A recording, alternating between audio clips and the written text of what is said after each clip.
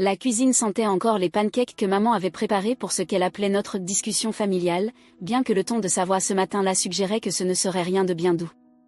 J'étais assise à la table en chaîne familière, celle où j'avais fait mes devoirs étant enfant, mangé d'innombrables petits déjeuners d'anniversaire, et où, apparemment, j'allais maintenant être officiellement reniée par la famille Peterson. Mon père, Robert Peterson, était assis en face de moi dans son polo de week-end, celui qu'il portait quand il voulait avoir l'air décontracté tout en restant autoritaire. Mon frère aîné Marcus occupait sa place habituelle à la droite de papa, consultant sa Rolex toutes les quelques minutes comme s'il avait quelque chose de bien plus important à faire. Ma sœur Jennifer était assise les bras croisés, sa manucure fraîche captant la lumière du matin alors qu'elle tambourinait nerveusement des doigts sur la table. Alexandra, commença papa, en utilisant mon prénom complet comme s'il s'adressait à un conseil d'administration. Nous avons convoqué cette réunion parce que nous sommes préoccupés par tes choix. Je pris une gorgée de café dans ma tasse ébréchée, la même que j'utilisais depuis la fac. Mes choix. Ton mode de vie, précisa maman depuis l'évier, où elle nettoyait de manière agressive des assiettes déjà propres. Cela fait 3 ans que tu as obtenu ton diplôme, et tu vis toujours dans ce minuscule appartement, avec ces petits boulots d'informatique bizarres.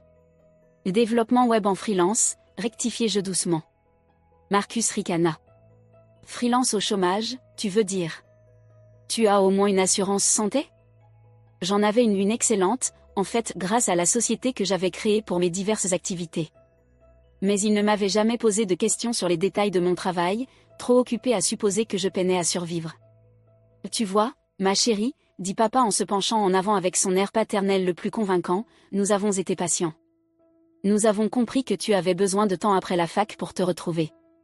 Mais cette histoire d'informatique freelance, ce n'est pas une vraie carrière. Jennifer acquiesça avec vigueur. Tous nos amis demandent ce que tu fais, et c'est embarrassant. Marcus est conseiller financier avec sa propre société. Moi, je suis directrice marketing chez Belmont Industries. Qu'est-ce que je suis censée dire? Que ma sœur passe ses journées en pyjama devant son ordi? En réalité, je passais la plupart de mon temps en tenue de bureau décontractée, à gérer un portefeuille d'investissement qui dépassait tout ce qu'ils pouvaient imaginer. Mais leur version de mon histoire était plus commode pour leur récit. Nous avons pris une décision, annonça papa en sortant un dossier épais de documents. Il est temps d'appliquer une méthode un peu plus dure. Le moment était venu. J'attendais cette conversation depuis des mois, observant leur désapprobation grandir à mesure qu'ils devenaient convaincus que je gâchais ma vie. Ce qu'ils ignoraient, c'est que je me préparais à cet instant depuis presque aussi longtemps. Nous coupons ton allocation, déclara maman en se retournant enfin vers moi. Plus de virements mensuels. Plus d'accès au fonds d'urgence. Il est temps que tu comprennes ce qu'est le monde réel. Je clignai des yeux. Mon allocation? Marcus affichait un air satisfait. Les 800$ par mois que papa t'envoie. Ne fais pas semblant d'être surprise. On sait que tu vis avec l'argent de la famille tout en prétendant être indépendante. Intéressant. Je n'avais rien reçu de mes parents depuis ma 2e année d'université, quand j'avais lancé ma première opération de minage de crypto-monnaie dans ma chambre du campus. Mais apparemment, papa avait continué à faire des virements sur un ancien compte dont j'avais oublié l'existence. De plus, poursuivit papa, nous avons organisé un entretien pour toi chez Peterson Financial Services. Marcus a accepté de t'offrir un poste dans leur programme de débutant. C'est très généreux de sa part, dis-je d'un ton neutre. C'est généreux, répliqua Jennifer sèchement. Marcus risque sa réputation en embauchant quelqu'un sans aucune vraie expérience professionnelle. Le minimum serait de montrer un peu de reconnaissance. Je jetai un coup d'œil à Marcus, qui tentait d'adopter une posture magnanime. Peterson Financial Services était la petite société d'investissement qu'il avait lancée 2 ans plus tôt avec de l'argent familial. D'après mes recherches, ils avaient exactement 12 clients et peinaient à rester rentables sur un marché ultra concurrentiel. Bien sûr, ajouta papa, tout cela dépend du fait que tu abandonnes ce passe-temps informatique et que tu t'engages sur une vraie voie professionnelle. Fini le travail en freelance. Fini de passer tes nuits devant un écran. Il est temps de grandir. Le passe-temps informatique. S'ils savaient seulement que mon soi-disant passe-temps avait commencé avec 500$ en bitcoin quand j'avais 19 ans, et était devenu quelque chose qui les laisserait sans voix. On ne fait pas ça pour être cruel, dit maman en venant s'asseoir à la table. On t'aime, Alexandra. Mais encourager tes illusions n'aide personne. Mes illusions? C'était fort venant d'une famille qui croyait que la petite société vacillante de Marcus et le poste moyen de Jennifer faisaient d'eux des experts en affaires. Alors, conclut papa en se calant confortablement dans sa chaise, avec le regard satisfait de celui qui lance un ultimatum. Que décides-tu? Tu es prête à entrer dans le vrai monde, ou faut-il te laisser te débrouiller toute seule? Je regardais autour de la table, leur visage plein d'attente. Marcus qui regardait à nouveau sa montre. Jennifer qui inspectait ses ongles. Maman qui se tordait les mains avec une inquiétude feinte. Papa arborant son meilleur visage de père déçu. Avant de répondre, dis-je prudemment, est-ce que je peux vous demander pourquoi maintenant? Qu'est-ce qui a déclenché tout ça? Jennifer leva les yeux au ciel. Parce qu'on en a marre de devoir inventer des excuses pour toi. La semaine dernière, au gala caritatif des Johnson, tout le monde parlait des carrières de leurs enfants. J'ai dû faire semblant de ne pas savoir ce que tu faisais. Lily Henderson demande sans arrêt quand tu vas enfin te poser avec un gentil garçon, ajouta maman. Comment veux-tu trouver un mari convenable si tu n'as même pas un vrai travail? Marcus se pencha vers moi. Écoute, Alex, j'ai surveillé les activités de ton compte bancaire. Papa m'a demandé de garder un œil sur tes finances, pour m'assurer que tu ne faisais pas de bêtises. Voilà qui était intéressant aussi. Le compte qu'il surveillait contenait exactement 1247 $, principalement issus des virements mensuels dont je n'étais même pas au courant. Mes véritables finances étaient gérées via un réseau complexe de comptes professionnels, de portefeuilles d'investissement et de holdings offshore que Marcus ne pourrait pas atteindre, même s'il savait qu'ils existaient.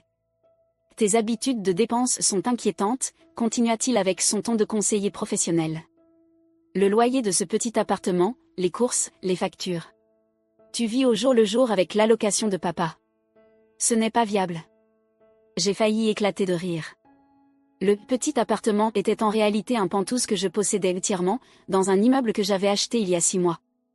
Les factures comprenaient l'électricité pour la ferme de minage de crypto-monnaies que j'avais installée au sous-sol. Et les dépenses alimentaires reflétaient simplement ma préférence pour cuisiner chez moi plutôt que de sortir tous les soirs comme mes frères et sœurs. On est juste inquiet pour toi, dit papa avec sa sincérité bien rodée. Tu as 25 ans, pas d'économie, pas de perspective de carrière, aucune direction. On ne peut plus te regarder gâcher ta vie. Alors on te coupe les vivres, répéta fermement maman. Fini d'alimenter tes illusions. Je hochai lentement la tête en sortant mon téléphone de ma poche. Je comprends vos inquiétudes. Et à ce moment-là, comme si l'univers lui-même l'avait orchestré, mon téléphone se mit à vibrer. L'écran affichait Patricia Morrison, Morrison et Associés. Patricia était mon comptable, l'une des meilleures spécialistes en finance de la ville, experte des clients à très haut revenu. Elle s'occupait des implications fiscales complexes de mes divers investissements et entreprises. Et elle appelait toujours le samedi matin pour les bilans trimestriels. Un timing parfait. Je suis désolée, dis-je poliment, mais je dois prendre cet appel. C'est au sujet de mes impôts. Papa fit un geste de la main, agacé. Fais vite. On n'en a pas fini ici. Je décrochai, après une brève hésitation, appuyé sur le bouton haut-parleur. Bonjour, Patricia. Mademoiselle Peterson, répondit la voix nette et professionnelle de Patricia, résonnant dans toute la cuisine. J'espère ne pas appeler trop tôt. J'ai préparé le résumé trimestriel de votre portefeuille, et je voulais discuter de quelques stratégies d'optimisation fiscale avant la date limite. Ma famille échangea des regards. Jennifer leva les yeux au ciel, persuadée qu'il s'agissait d'un petit paiement de freelance sans importance. Bien sûr, répondis-je calmement. Quels sont les chiffres actuels? Les biens, poursuivit Patricia, votre portefeuille de crypto-monnaies a eu une performance exceptionnelle ce trimestre. Avec la récente flambée du Bitcoin et l'excellent rendement de vos investissements dans les altcoins, vos avoirs en crypto atteignent actuellement 4,2 milliards de $. Le silence tomba dans la cuisine. La tasse de café de papa s'arrêta à mi-chemin de ses lèvres. Les mains de maman se figèrent sur le torchon qu'elle tenait. Marcus fixait mon téléphone comme s'il venait d'annoncer la fin du monde. La bouche de Jennifer s'ouvrit en grand. De plus, ajouta Patricia, apparemment inconsciente de la bombe qu'elle venait de lâcher, votre portefeuille immobilier est maintenant évalué à 1,8 milliard, et vos investissements dans les technologies atteignent 2,3 milliards. Combiné à vos investissements traditionnels et à vos sociétés, votre patrimoine total est actuellement estimé à environ 8,7 milliards de $. Le silence dura si longtemps que je me demandais si quelqu'un avait encore assez d'air pour respirer. Mademoiselle Peterson, vous êtes toujours là? Oui, Patricia. Je suis là, je revois simplement les chiffres avec ma famille. Ah, parfait. J'imagine qu'ils sont fiers de vos performances. Peu de personnes de votre âge ont réussi à bâtir un portefeuille aussi diversifié. Votre adoption précoce des crypto-monnaies, combinée à vos acquisitions d'immobilière stratégiques et à vos investissements technologiques, a permis une accumulation de richesses tout à fait remarquable. Marcus est mis un son étranglé. Maintenant, poursuivit Patricia, il faut qu'on discute des implications fiscales. Avec des actifs de cette ampleur, il va falloir restructurer certaines de vos sociétés écrans et envisager quelques véhicules offshore supplémentaires. J'ai programmé des rendez-vous avec vos avocats pour lundi. Est-ce que cela vous convient? Ça devrait aller, répondis-je en observant les visages de ma famille passer de l'incrédulité au choc, puis à la prise de conscience. D'excellent. Oh, et félicitations pour l'acquisition du complexe Johnson. Posséder l'intégralité du Riverside Commercial Complex à votre âge est impressionnant.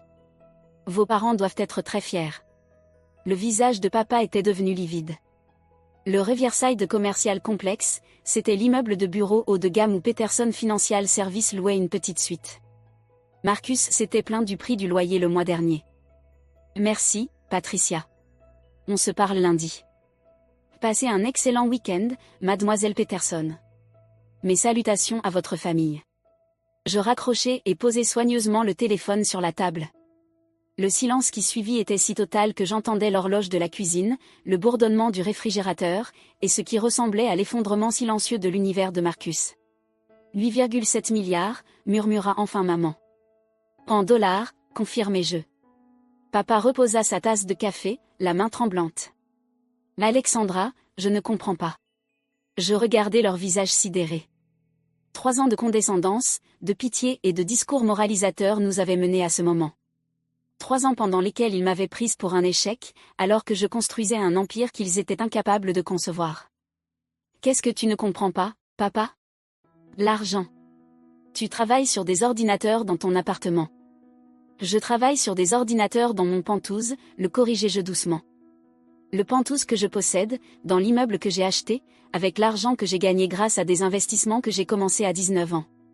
Jennifer retrouva enfin sa voix. Mais, tu conduis cette vieille Honda. Je conduis une Honda Civic 2019 parce qu'elle est fiable et économique. J'ai aussi une Tesla Model S, une BMW i8 et une Porsche 911 Vintage, mais je ne les utilise pas souvent, puisque je travaille à domicile la plupart du temps. Marcus me fixait comme si j'avais soudainement 2 têtes. Le compte bancaire. J'ai surveillé tes dépenses. Tu as 12 cents dollars. Tu surveillais un compte que j'avais oublié jusqu'à aujourd'hui.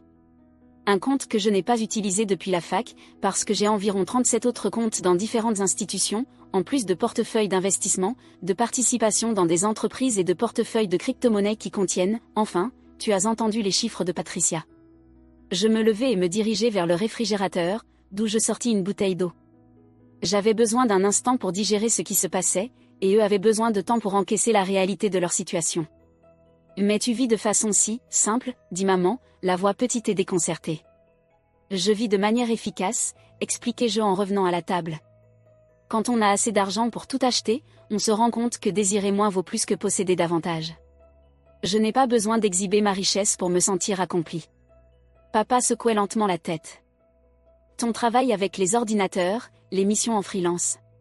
Il m'arrive de prendre des projets freelance, mais ce n'est pas pour l'argent.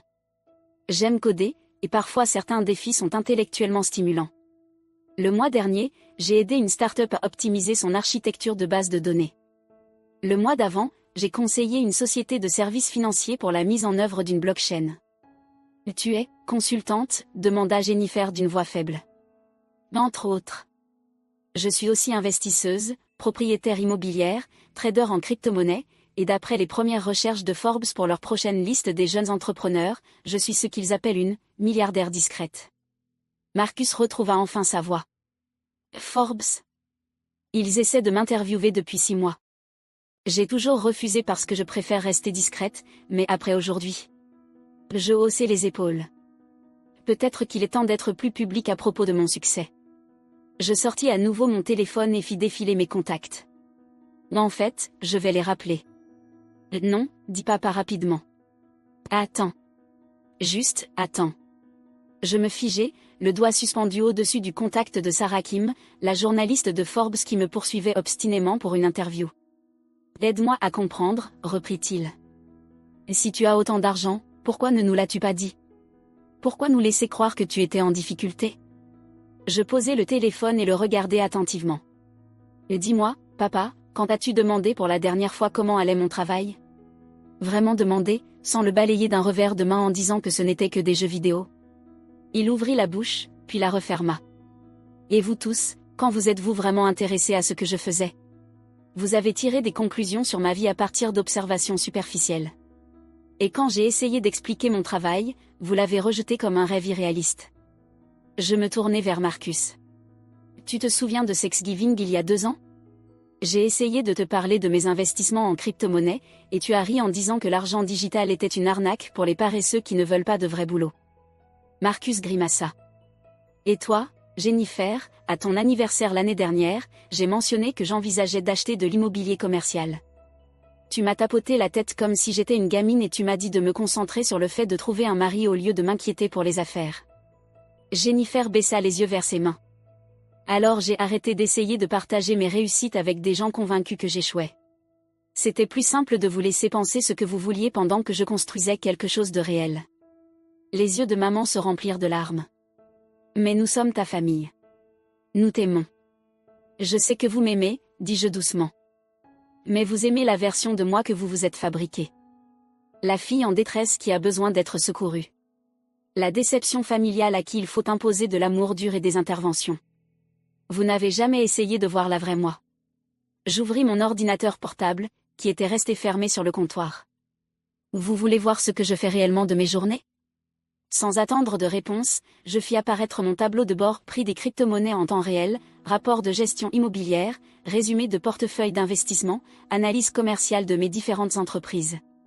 Voici ma routine matinale, expliquai-je en naviguant d'un écran à l'autre. Je vérifie les marchés asiatiques, j'analyse les mouvements nocturnes des cryptos, j'approuve ou je rejette des opportunités d'investissement, je surveille les performances de mes biens immobiliers et je gère mes différentes sociétés. Les chiffres affichés étaient ahurissants. Des gains et pertes quotidiens dépassant les salaires annuels de la majorité des gens, des revenus locatifs pouvant financer de petites villes, des rendements d'investissement qui augmentaient d'heure en heure. Mon passe-temps informatique consiste à gérer des actifs valant plus que la plupart des entreprises du Fortune 500, poursuivis-je. Mon freelance comprend des prestations de conseil pour de grandes entreprises sur leur stratégie technologique. Et mon style de vie simple est un choix conscient, je préfère construire ma richesse plutôt que l'exhiber. Papa se laissa aller contre le dossier de sa chaise, paraissant soudain beaucoup plus vieux qu'il y a 1 heure. Alexandra, je ne sais pas quoi dire. Tu pourrais commencer par « Je suis désolé », suggérai-je. Désolé d'avoir toujours supposé le pire. Désolé d'avoir tenté de contrôler ma vie sans chercher à la comprendre. Désolé d'avoir organisé une intervention sur mon échec sans jamais chercher à savoir ce que contenait réellement ma vie. La cuisine retomba dans le silence. Dehors, j'entendais les voisins commencer à s'occuper de leur jardin, des familles normales avec des problèmes normaux. À l'intérieur, la famille Peterson faisait face à la dure réalité, toutes leurs croyances sur le succès, l'argent, et leur fille cadette étaient fausses. 8,7 milliards, murmura finalement Marcus, d'une voix creuse. À quelques centaines de millions près, selon les fluctuations du marché, confirmai-je. Et tu es propriétaire de mon immeuble? Oui, je possède ton immeuble. Et la majeure partie du quartier commercial. C'était un bon investissement. Jennifer releva enfin les yeux. Alex, on ne savait pas. Je sais, répondis-je. Et c'est bien ça, le problème. Je refermai mon ordinateur et me rassis à la table. Maintenant, parlons de cette intervention. Vous vouliez me couper mon allocation et me forcer à travailler pour Marcus. C'est toujours le plan? Papa secoua lentement la tête. Je pense qu'il faut qu'on revoie notre approche. En fait, dis-je, j'ai une contre-proposition. Au lieu que je travaille pour Marcus, et si Marcus venait travailler pour moi? La tête de Marcus se redressa d'un coup. Quoi? Peterson Financial Services est en difficulté. 12 clients, des revenus en baisse, des charges qui augmentent. Tu payes 8 000 $ par mois pour des bureaux, dans un immeuble qui m'appartient, pour servir une clientèle qui ne grandit pas. Une dernière chose, dis-je alors que la réunion touchait à sa fin. Je vais accepter l'interview de Forbes. Et quand ils me poseront des questions sur ma famille, je leur dirai que vous avez soutenu mon parcours atypique, même sans le comprendre. Marcus semblait perdu. Mais on ne t'a pas soutenu. on a essayé de t'arrêter. Aujourd'hui, vous avez essayé de m'arrêter, corrigez-je. Mais demain, vous allez commencer à me soutenir. Et d'ici à ce que l'article sorte, ce sera devenu la vérité. Ce soir-là, je me trouvais dans mon véritable appartement Le Penthouse que j'avais acheté 2 ans plus tôt repensant aux événements de la journée. Mon téléphone n'avait cessé de vibrer tout l'après-midi. De Marcus, j'ai relu les conditions du partenariat. C'est incroyable. Quand est-ce qu'on commence? De Jennifer, j'ai parlé à mon patron du projet de transformation numérique. Il veut vraiment te rencontrer. De maman, ma chérie, nous sommes tellement fiers de toi. On aurait dû le voir plus tôt. De papa, je lis sur les crypto-monnaies depuis 3 heures. J'ai mal à la tête, mais je commence à comprendre. Merci d'avoir été patiente avec nous. Je souris en regardant la ligne d'horizon de la ville. Les lumières du centre-ville scintillaient en contrebas, éclairant pour beaucoup les bâtiments que je possédais, les entreprises dans lesquelles j'avais investi, les biens immobiliers que j'avais développés.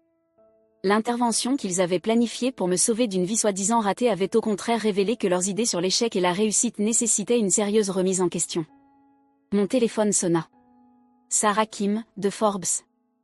Mademoiselle Peterson, dit-elle lorsque je décrochai, j'ai entendu dire dans le milieu financier que vous seriez prête pour cette interview. Oui, répondis-je en m'installant dans mon fauteuil préféré, avec vue sur la ville. Il est temps de raconter mon histoire. Parfait. Nos lecteurs sont fascinés par les jeunes entrepreneurs qui construisent leur richesse en sortant des sentiers battus. Quelle est, selon vous, la leçon la plus importante que vous avez apprise? Je pensais à cette discussion autour de la table de la cuisine, à ces 3 années de dîners familiaux pendant lesquels ils prenaient mes choix en pitié pendant que je bâtissais, en silence, un empire. La réussite, ce n'est pas répondre aux attentes des autres, dis-je enfin. C'est dépasser les siennes. Et parfois, le plus grand risque, ce n'est pas d'échouer publiquement, c'est de réussir en silence pendant que tout le monde croit que vous échouez. C'est passionnant. Pouvez-vous développer?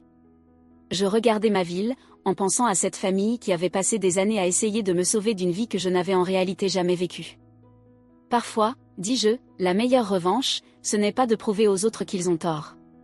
C'est de bâtir quelque chose d'un tel niveau que le fait qu'ils aient eu tort devient le cadet de leurs soucis. Alors que je me lançais dans une longue interview sur les crypto-monnaies, l'investissement stratégique et l'avenir de la richesse numérique, je ne pus m'empêcher de sourire.